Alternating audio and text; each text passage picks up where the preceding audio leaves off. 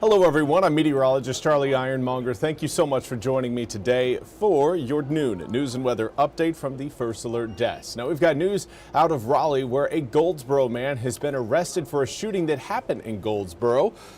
There, the man you're seeing on your screen, Shad Harper, has been charged. He was arrested yesterday by Raleigh police and charged with attempted first-degree murder, possession of a firearm by a felon, and discharging a firearm into occupied property.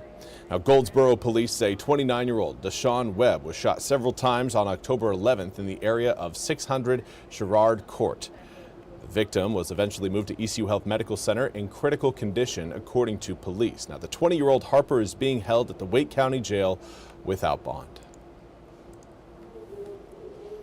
And now we want to turn our attention to travel troubles. Again, the government shutdown is expected to be voted on by the House later on tonight at around 5 o'clock. Until then, the government still remains shut down, and that is having a big impact on airports and airlines across the country. NBC's Tom Costello has more. With air travel still strained ahead of the holidays, Transportation Secretary Sean Duffy is warning even more trouble may be on the way if the government does not reopen. You might have airlines that say, we're going to ground our planes. We're not going to fly anymore. That's how serious this is. It comes as United Airlines announced it has already canceled nearly 300 flights today alone. And a total of 8%, roughly 1,600 trips, could be scrapped at the nation's busiest hubs, including New York, Chicago, Atlanta, Denver, Phoenix, Dallas, and L.A. All, as Duffy says, aviation risk levels have risen during the shutdown. We have to make decisions to keep people safe. The long lines, delays, and cancellations caused in large part by labor shortages. While staffing at air traffic control improved on Tuesday, they and TSA officers have now gone more than a month without pay. Travelers left in limbo as frustration goes sky high. Y'all, I've been stuck in Washington, D.C. for like 8 to 9 hours right now. I don't trust any airports. I don't trust any of this stuff anymore. I have totally lost faith. Even some flight attendants are encouraging alternative travel plans. All I'm saying is, from a flight attendant, don't fly. Don't fly. If you can take a train, take a car, do that. Don't fly. Still, with 31 million Americans expected to fly over Thanksgiving, the race is on to get everyone back on track. How quickly do you anticipate normal operations? It's going to be really dependent on working with the FAA to ensure that we maintain the safety of the system. You know, with Thanksgiving just around the corner, it is just going to be super important that we're there, able to deliver to our customers. And again, that was Tom Costello reporting. We now turn to your weather forecasts, and right now across the southeastern United States, we've got nothing but sunshine. So no weather delays at the airport. Again, all air traffic controller and really government shutdown related delays. Right now it's looking clear across the Carolinas. We will see maybe a little bit of cloud cover try to pass by coming up for tomorrow. But as far as true clouds and cloudy days, we don't have one of those coming up for the rest of this week. We are looking again at mostly sunny skies from here on out. Here's what it looks like in Morehead City. 55 degrees, westerly breeze at 13 miles an hour.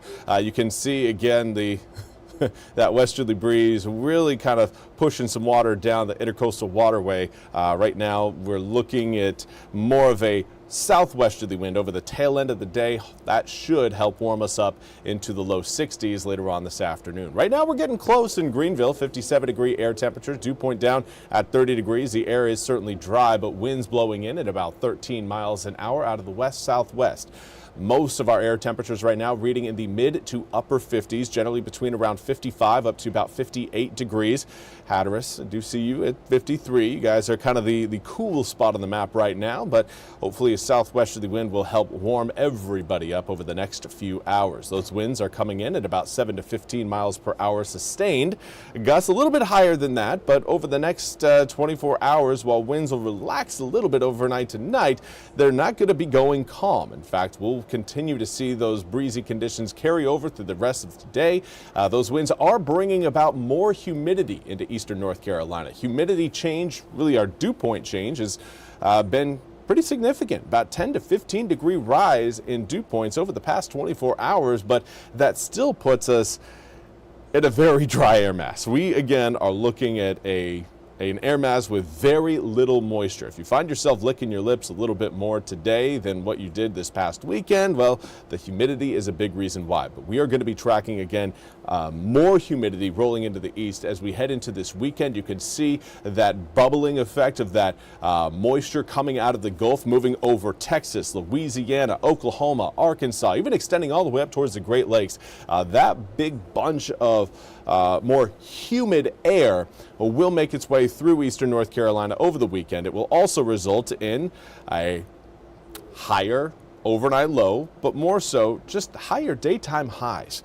65 degrees on Friday, turns to 72 on Saturday, 77 on Sunday. And with that increase in humidity, we're also going to be getting an increase in heat. So hopefully if you're not a fan of the cooler weather, just be patient. We will be seeing a return to the 70s this coming weekend. And then next week, we finally get another chance of rain in the forecast. Right now, not looking like a great chance, but it's really the only thing we can really hang our hat on at this point because it is very much the dry season here in eastern North Carolina, and rainfall is hard to come by in November.